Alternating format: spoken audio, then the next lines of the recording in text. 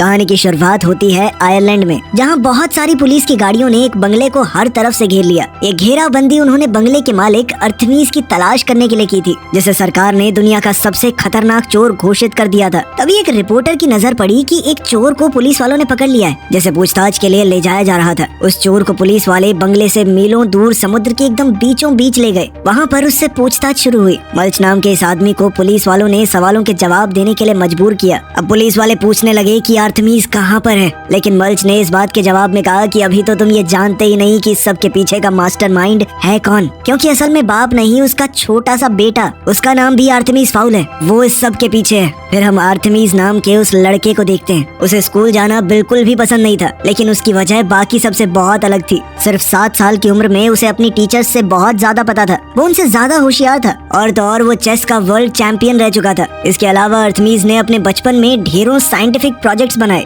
और एक्सपेरिमेंट भी किए। अपने इन प्रोजेक्ट्स और बेहतरीन एक्सपेरिमेंट्स के लिए अर्थमीज को ढेरों इनाम भी दिए गए। लेकिन इस सब के चलते अब अर्थमीज अपने आप को सबसे ऊपर समझने लगा था। वो अपने टीचर्स से भी बड़ी बदतमीजी से बात करता। जब अर्थमीज अपने स्कूल से घर आया तो वो बहुत खुश था ये सोचकर कि आज तो पापा के साथ समय बिताऊंगा। लेकिन तभी उसके पिता ने दुखी मन से उसे खबर दी कि उन्हें फिर से एक बिजनेस ट्रिप पर जाना होगा। उदास होकर अर्थमीज ने अपने पिता से कहा कि मुझे हमेशा आपसे दूर रहना बिल्कुल भी पसंद नहीं है। तभी उसे तसल्ली देते हुए उसके पिता ने कहा कि मेरा काम कुछ ही दिनों में हमेशा के लिए खत्म हो जाएगा, फिर मैं तेरे पास ही रहूंगा। इस बातचीत के बाद बाप और बेटा महल के अंदर साथ साथ चलने लगे, और कुछ घंटों बाद अर्थमीज ने अपने पिता को अलविदा कहा। वो अपने प्राइवेट हेलीकॉप्टर में बैठकर वहाँ से चले गए।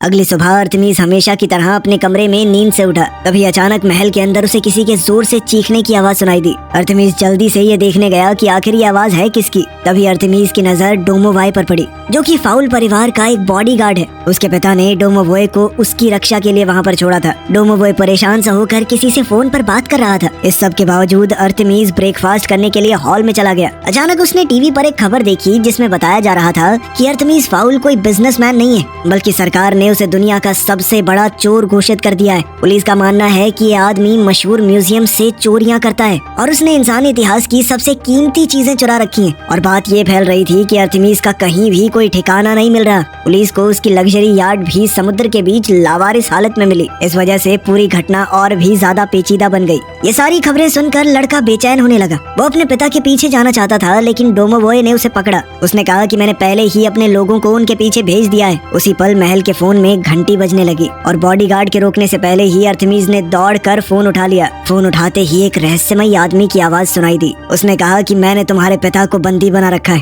और इसे मैं तभी छोड़ूंगा जब मुझे मेरा अकुलो वापस मिल जाएगा। इस पर अर्थमीज ने पूछा कि दे तो देंगे, लेकिन ये तो बताओ अकुलो है क्या। लेकिन उस आदमी ने कहा कि मैंने सुना है तुम्हारा दिमाग बहुत तेज है, तो एक काम करो, खुद ही पता लगा लो। कॉल के बाद अर्थमीज ने डोमोवॉय से पूछा कि अकुलो क्या होता है। ये सुनते ही डोमोवॉय ने उसे अपने साथ चलने को कहा। महल के एक हिस्से में बॉडीगार्ड ने गुप्त रास्ते को एक्टिवेट किया, जो कि उन्हें सीधा बेसमेंट तक ले गया। डोमोवॉय ने अर्थमीज को बताया कि यही तुम्हारे पिता का छुपा हुआ ठिकाना है, जहाँ परिवार की सभी पीढ़ियों के काम को संभाल कर रखा गया है। डोमोवॉय ने उसे समझाया कि कमरे में मौजूद हर चीज किसी वजह से हासिल की गई है, लेकिन इतने सालों में तुम्हारे पिता के साथ काम करते हुए भी मैंने अकुलो के बारे में कुछ नहीं सुना। इसके बाद अर्थमीज सोच में पड़ गया कि उसके पिता ने कोई तो सुराग छोड़ा होगा। अचानक उसे याद आया कि सोने से पहले उसके पिता उसे एक पोएम सुनाते हैं। पोएम का इस्तेमाल करते हुए वो ड्रॉर्स को चेक करने लगा। इस तरह अर्थमीज को एक डायरी मिली। डायरी को पढ़ते हुए उसे आखिरी पन्ने पर कुछ लिखा हुआ मिला। उसके पिता ने उस शख्स के बारे में लिखा था, जिसे अकुलो की चोरी के बारे में पूरी जानकारी है। उसी पल अर्थमीज को याद आया कि उसके पिता उसे हमेशा से एल्व्स और जादुई लोगों की कहानियां सुनाया करते थे। अपने पिता की डायरी पढ़कर उसे यकीन हो गया कि ये सभी जीव असल जिंदगी में मौजूद हैं। इंसानों की पहुंच से काफी दूर ये जादुई जीव रेफ्यूजी सिटी नाम की जगह पर अपनी जिंदगी जीते हैं, जो एल्व्स का घर है। अब एल्व्स की दुनिया में हम कैप्टन हॉली को देखते हैं, जो एक मीटिंग के लिए जा रही थी। अभी उसने देखा कि अकुलो की तलाश से जुड़ी हुई खबरें लगातार जनता को बताई जा रही हैं, जिससे लोगों को ये पता चल जाएगा कि ये चीज जादुई दुनिया के लिए कितनी जरूरी है। थोड़ी देर बाद हॉली मल्च से मिली। मल्च ने अपनी सजा से छुटकारा पाने के लिए हॉली से मदद मांगी। उसे चोरी के इल्जाम में अंदर किया जा रहा था। उसने कहा कि हम दोनों मिलकर क्या गजब की टीम बनाएंगे। मेरी चोरी करने की कला और तुम्हारे जादू को एक साथ जोड़कर हम क्या कुछ नहीं कर सकते। लेकिन हॉली ने मल्च की बातों को अनसुना कर दिया और बिना ज्यादा ध्यान दिए वहाँ से चली गई। लेकिन इतनी सी देर में मल्च ने उसका कुछ चुरा लिया। कुछ ही समय में रेफ्यूजी सिटी की एक काल कोठरी से ब्रायन नाम के कैदी को उसी विलन ने आजाद कर दिया जिसने अर्थमीज के पिता को पकड़ रखा है। उसने ब्रायन से कहा कि आज से तुम मेरे सारे ऑर्डर्स मानोगे। हैरान होकर ब्रायन ने पूछा कि ये सब क्यों कर रहे हो तुम, जिसके जवाब में उसने बताया कि मुझे एक ऐसे आदमी की जरूरत है जो एल्फ्स की फौज के अंदर घुसपैठ कर सके ताकि मैं जल्द से जल्द अकूलों को वापस हासिल कर सकूं। इसी दौरान पॉली अपनी मीटिंग में पहुंची जहां कमांडर रूड ने अपने सैनिकों से कहा कि जब तक अकूलों मिल नहीं जाता सब अपनी ड्यूटी पर बने रहेंगे क्योंकि हमारे लिए इससे ज्यादा जरूरी और कुछ भी नहीं है। लेडी कमांडर ने सबको ये भी ऑर्डर्स दिए कि किसी भी हाल में हमारी पहचान इंसानों को नहीं पता लगनी चाहिए। अगर किसी ने भी ये नियम तोड़ा तो उसे सख्त सजा दी जाएगी। मीटिंग के आखिर में हॉली जल्दी से अपनी बॉस से बात करने के लिए आगे बढ़ी। उसने कहा कि मेरे पिता के ठिकाने के बारे में नए सुराग मिले हैं, लेकिन लेडी कमांडर ने कहा कि अभी उस सब का टाइम नहीं है, सिर्फ अकूलों को ढूंढो। उधर इंसानी दुनिया में डोमोवॉय ने अपनी भतीजी जूलियट से मदद मांगने का फैसला किया क्योंकि उसकी उम्र छोटी होने के बावजूद वो लोगों को ढूंढने में बहुत माहिर थी। जब अर्थमीज अपने पिता के पैनल पर जानकारी हासिल करने की कोशिश कर रहा था तभी जूलियट उससे बात करने आई। उसने कहा कि तुम्हें थोड़ा आराम कर लेना चाहिए, लेकिन अर्थमीज ने इस सब से मना कर दिया। उसने कहा कि तुम्हारी जरूरत नहीं है, मुझे पहले ही पता चल चुका है अपने पिता को कैसे ढूंढना है। अपने पिता को ढूंढने के लिए उसे एल्फ्स की मदद लेनी होगी, लेकिन ये काम आसान नहीं होगा क्योंकि न सिर्फ उनकी दुनिया छुपी हुई है बल्कि वो एक इंसान की मदद करना भी नहीं चाहेंगे। और इधर अपने कंट्रोल रूम में लीडर को कमांडर रूट के आने का सिग्नल मिला। उसके 2 मिनट बाद ही वो हॉली के साथ वहाँ पहुँच गई। बिना वक्त गवाए उसने बताया कि एक कैदी जमीन की सतह पर से होते हुए भाग निकला और क्योंकि हमारे सारे फौजी अकूलों को वापस लाने के मिशन पर लगे हुए हैं, कमांडर ने फैसला किया कि इस मिशन की जिम्मेदारी हॉली को दी जाएगी। इस बात से खुश होकर जवान लड़की कैदी को ढूंढने निकल पड़ी। कंट्रोल रूम से कमांडर रूट ने हॉली को मिशन की पूरी जानकारी दी। हॉली उड़ते हुए एक छोटे से यूरोपियन शहर की तरफ चली गई। यहाँ के लोग एक बहुत बड़े राक्षस की वजह से बहुत परेशान थे जो असल में जादुई दुनिया से भागा हुआ वो कैदी निकला। जब हॉली ने राक्षस को एक लड़की को पकड़े हुए देखा तो उसके सर पर हमला कर दिया जिससे उस राक्षस ने अपने शिकार को दूर फेंक दिया, लेकिन हॉली ने जैसे तैसे उसे गिरने से बचाया। बच्ची को उस जीव से दूर ले जाने के बाद फौजियों ने एक जादू का इस्तेमाल किया ताकि लड़की के शरीर पर लगे घाव ठीक हो जाएं। इसके बाद हॉली उस राक्षस का सामना करने के लिए आगे बढ़ी और उसे बल्ब की लंबी लंबी तारों में कैद करने की कोशिश करने लगी, लेकिन उसी वक्त राक्षस ने हॉली को पकड़ लिया। एक एल्फ को राक्षस से बचाने के लिए लड़ाई के बीच में कैप्सूल भेजा गया जिस वजह से वहाँ मौजूद हर इंसान के लिए वक्त रुक गया। इसका फायदा उठाते हुए बाकी सोल्जर्स उस जगह पहुँच गए ताकि उस राक्षस को गिरफ्तार किया जा सके और साथ ही उन सभी इंसानों की यादें मिटा दी गई जिन्होंने भी हॉली को देखा था। अब हॉली ने एक दूसरा रास्ता चुनने का फैसला किया और कमांडर रूट की धमकियों के बावजूद भी वो मजबूती से खड़ी रही। उसने कहा कि मैं अपने पिता की खोई हुई इज्जत को वापस जरूर लाऊंगी। इस वक्त अर्थमीज अपने पिता की डायरी पढ़ रहा था। पढ़ते पढ़ते उसे समझ आया कि उस आदमी ने इंसानों की दुनिया को बचाने के लिए एल्फ्स की मदद की थी। वो ये भी जान गया कि वो शख्स जो अकीलों के पीछे हाथ धोकर पड़ा है उसका नाम ओपेल है। इसके बाद अर्थमीज डायरी में दी गई जगहों में से एक पर डोवोन से मिला। वहाँ उसकी नजर हॉली पर पड़ी और तुरंत ही उसके गार्ड ने एल्फ पर अपनी बंदूक से हमला करके उसे बेहोश कर दिया। जैसे ही उन्हें महसूस हुआ कि उन्होंने हॉली का सिग्नल खो दिया, कमांडर रूट ने अपने एजेंट को बचाने के लिए सभी अलार्म्स बजा दिए। खैर कुछ घंटे बाद हॉली को अर्थमीज के बनाए हुए एक पिंजरे में होश आया। गुस्से से भरी हुई इस एल्फ ने अपनी शक्तियों से इन लोगों को अपने वश में करने की कोशिश की, लेकिन अर्थमीज पहले से इस बारे में जानता था और उसने खास तरह के चश्मे लगाए हुए थे। फिर अर्थमीज ने कहा कि मैं अपने पिता को ढूंढना चाहता हूँ, उसके लिए मुझे तुम्हारी मदद चाहिए होगी। हालांकि हॉली का कहना था कि मैं तुम्हारी मदद क्यों करूं, और तुमने मुझे बंदी बना के बहुत बड़ी गलती की है। बहुत जबरदस्त हमला होने वाला तुम्हारे ऊपर, मुझे छुड़ा के ले जाएंगे मेरे लोग। इस धमकी के बावजूद अर्थमीज बिल्कुल नहीं घबराया। उसने कहा कि मैं यही तो चाहता हूँ कि तुम्हारे लोग यहाँ पर आएं। कुछ ही मिनटों बाद महल के आसपास के इलाके में एक भयंकर तूफान आने लगा। एल्फ्स के आने का अंदाजा लगाकर लड़के ने हॉली के हथियारों को अपने पास रख लिया। वहीं डोमोवॉय ने भी हॉली की कॉस्ट्यूम से एक हथियार निकाल लिया था। ठीक उसी वक्त समय को फिर से रोक दिया गया और एल्फ्स की सेना ने महल पर हमला कर दिया। सबने अपनी अपनी पोजीशन ले ली। कमांडर रूट भी अपना लड़ने वाला सूट पहन कर आई थी। जब टीम हॉली की तलाश कर रही थी तब अर्थमीज ने अपना खास सूट पहनने का फैसला किया। अब अर्थमीज और डोमोवॉय लड़ने के लिए पूरी तरह तैयार थे। उन्हें देखते ही एल्फ्स की फौज उन पर टूट पड़ी, लेकिन उन्हें हराना बिल्कुल भी आसान नहीं था और उल्टा अर्थमीज अपने दोस्त के साथ मिलकर हर एक जादुई जीव को हराने लगा। थोड़ी देर बाद अर्थमीज ने एक फौजी का हेलमेट उठाया और उसने कमांडर से कहा कि अगर हॉली को जिंदा देखना चाहते हो तो अंदर आओ बात करने। कोई और रास्ता न देखकर रूट अर्थमीज से बात करने के लिए महल के अंदर दाखिल हुई। अंदर आकर रूट ने सीधे तौर पर कहा कि हमारी फौज बहुत बड़ी है,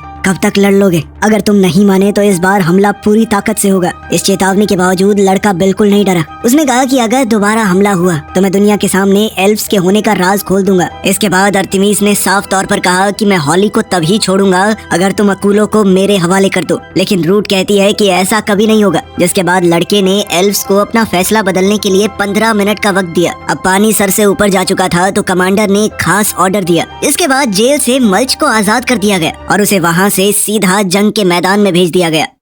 इस दौरान अर्थमिस ने हॉली को पूरी बात समझाई। अर्थमिस के पिता के बारे में सुनकर हॉली को बहुत बुरा लगा, क्योंकि उसके पिता का नाम भी इसी तरह किसी ने बदनाम किया था और अब हॉली अकूलो की इस गुत्थी को समझाने में उसकी मदद करना चाहती थी। इसीलिए अर्थमिस ने भी अपनी तरफ से भरोसा दिखाते हुए चश्मा उतार दिया। अब अर्थमिस कहने लगा कि मेरे पिता की डायरी के अंदर अकूलो की रक्षा करने वाले गार्ड का नाम बीचवुड लिखा हुआ है। ये सुनकर हॉली ने कहा कि ये तो मेरे पिता का नाम है। वो जानते थे कि अकूलो कितना ज्यादा खतरनाक है, इसीलिए उन्होंने हमेशा के लिए इसे छुपा देने का फैसला किया। जिसके बाद सभी उसके पिता को एक गद्दार कहकर बुलाने लगे। ये सुनकर अर्थमिस एक गहरी सोच में डूब गया। तभी जूलियट की नजर एक नए एयरक्राफ्ट पर पड़ी और उसने तुरंत इसकी खबर अर्थमिस को दी। अब मल्च कमांडर के पास पहुंच चुका था। कमांडर ने उसके सामने एक डील रखी कि अगर वो जल्दी से महल तक पहुंचने की एक सुरंग खोद दे तो वो हॉली को बचा सकते हैं। इसके बदले में उसकी सजा बहुत कम कर दी जाएगी। इस बात से खुश होकर मल्च तुरंत इस डील के लिए मान गया। इसके बाद मल्च सीधा महल के पास वाले समुद्री किनारे पर पहुंचा। उसने अपने मुंह को बहुत ज्यादा ही खोल दिया और धड़ाधड़ मिट्टी खाने और खोदने लगा और कुछ ही सेकंडों में वो महल के अंदर पहुंच गया था। ये घुसपैठ देखते ही डोमोवॉय ने अर्थमिस को खबर दी और वो तुरंत समझ गया कि इसे हॉली को बचाने के लिए भेजा गया होगा। लेकिन किसी की मदद करने से पहले मल्च को चोरी चकारी की आदत थी। उसने जल्दी ही महल के अंदर एक खुफिया जगह को ढूंढ निकाला और अर्थमिस ने भी डोमोवॉय से कहा कि उसे कंपार्टमेंट को खोलने दो, क्योंकि उसके अंदर जो कुछ भी है शायद हमें उसकी जरूरत पड़े। अब अर्थमिस ने हॉली से कहा कि अगर हम मिलकर काम करें तो ये पता लगा सकते हैं कि आखिर मेरे और तुम्हारे पिता के साथ क्या हुआ था। कुछ देर बाद मल्च ने खुफिया कमरे का सबसे मेन दरवाजा खोला और अपने जादू का इस्तेमाल करके अपने सर के बालों की लटों को काबू में कर लिया ताकि वो लोहे की बनकर सिक्योरिटी स्क्रीन को पार कर सके। कंपार्टमेंट खुलते ही मल्च के हाथ वो चीज लगी जिसे सब ढूंढ रहे थे। जल्द ही अर्थमिस और हॉली भी वहाँ पहुँच गए। तभी एल्फ ने अर्थमिस को समझाया कि तुम इसका इस्तेमाल अकेले नहीं कर सकते, क्योंकि इसकी जादुई शक्तियाँ तुम्हारी जान ले लेंगी। इससे पहले लड़का अकूलो के बारे में कुछ और समझ पाता, मल्च ने इस सब की खबर कमांडर तक पहुँचा दी। ये बात किसी तरह ओपेल तक भी पहुँच गई थी तो उसने अपने सोल्जर ब्रायन को वहाँ पर भेजा।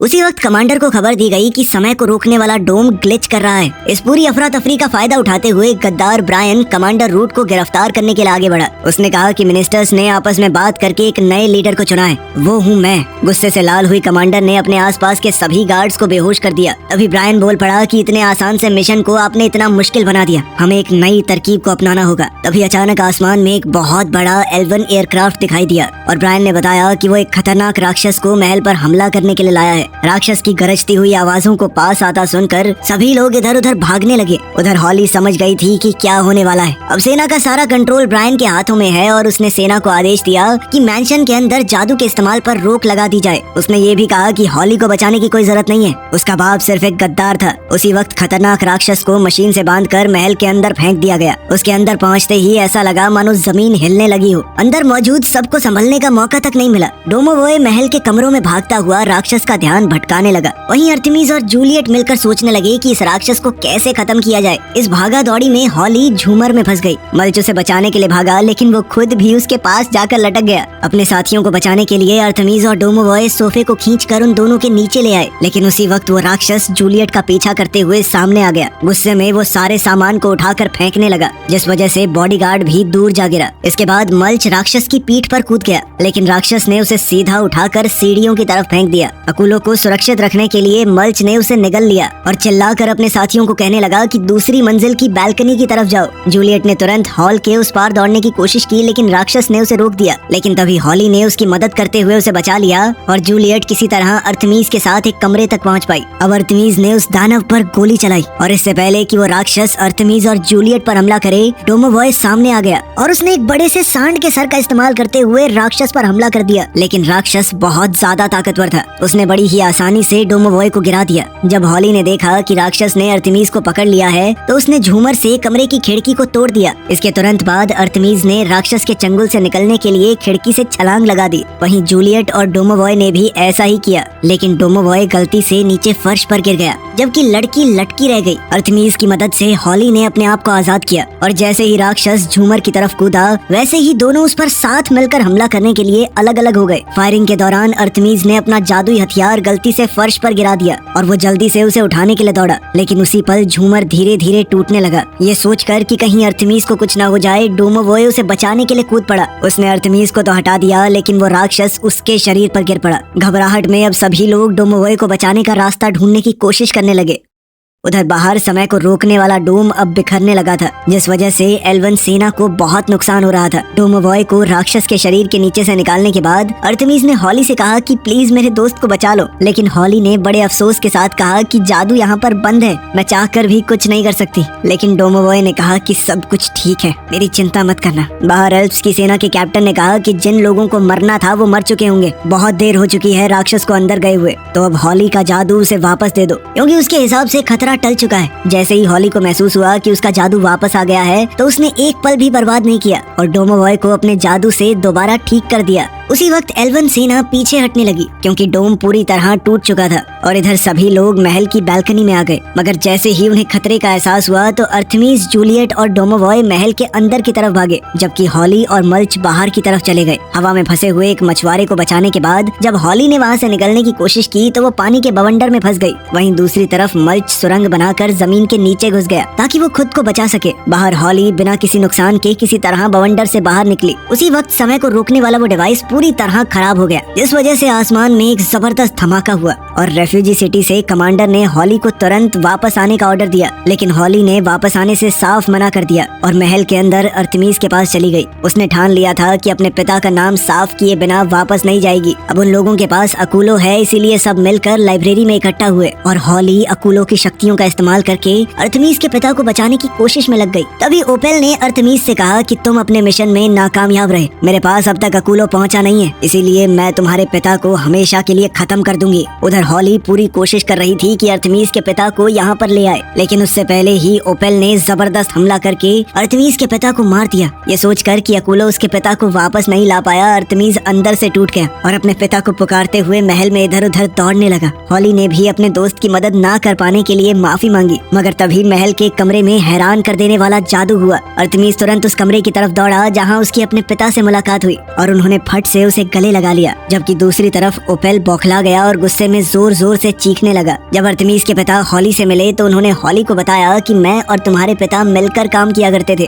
तुम्हारे पिता कोई गद्दार नहीं थे, वो मेरा एक बहुत बहादुर दोस्त था जिसने एल्व्स के दुश्मनों से अकूलो की रक्षा करने में बहुत मदद की। फिर अर्थमीज के पिता ने हॉली को ओपेल के किए हुए सभी गलत कामों के बारे में बताया, उसे ये बताते हुए कि तुम्हारे पिता की आखिरी इच्छा यही थी कि ये लिस्ट मेरी बेटी को दे दी जाए। दोबारा मिलने पर डोमोवॉय ने अपने बॉस को इमोशनल होकर गले लगाया और जाने से पहले हॉली अर्थमीज के पास आई, जहाँ दोनों ने अलविदा कहते हुए एक दूसरे का हाथ थाम लिया। हॉली ने वापस पहुंचकर कमांडर को ये पूरी बात बताई और अपने पिता का नाम साफ किया। सभी सबूतों को देखने के बाद हॉली को प्रमोट कर दिया गया और इस जांच का पूरा जिम्मा अब उसी के सर पर था। वहीं दूसरी ओर अर्थमीज ने भी ओपेल को फोन किया कि तुम्हें पकड़ने का कोई ना कोई तरीका मैं जरूर ढूंढ लूंगा, जिसके बाद वो अपने पिता के साथ एक हेलीकॉप्टर में बैठकर उड़ गया। कुछ देर बाद उन्होंने मल्च को भी उठा लिया जो अब उनके साथ था। वीडियो पसंद आई तो लाइक कर देना, चैनल को सब्सक्राइब कर लेना। मिलते हैं अगली वीडियो में।